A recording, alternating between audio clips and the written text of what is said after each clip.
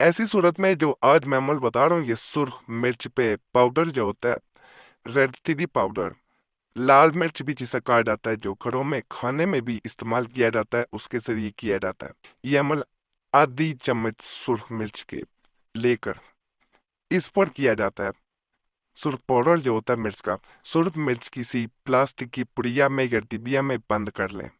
پھر آپ نے اس سرخ مرچ پر 24 بار ابتر ابتر ابتر اس طرح پڑھنا ہے کہ ہر بار 3 بار پڑھنے پر ایک بار محبوب کا نام لینا ہے۔ مثال کے طور پہ ابتر ابتر ابتر کہ 3 بار ہو گیا، تو اپنے محبوب کا نام لے کے اس پہ پھونک مارنی ہے مرچ پہ۔ اسی طرح 24 بار آپ نے مکمل کرنا ہے۔ یہ غلطی سے یہاں پہ 21 بار جو ہے وہ لکھا گیا ہے، تو اس کو غلطی کو آپ نے ٹھیک کرنا ہے۔ اس کو 24 بار جو ہے وہ پڑھا جاتا ہے، مکمل کیا جاتا ہے 3 بار کر کے، اور ہر دفعہ ایک دفعہ دوسرے انسان کا نام لینا ہے، پھونک مارنی ہے۔ 3 دن عمل کیا جاتا ہے، اس کے بعد اسے آگ میں جلا دینا ہوتا ہے۔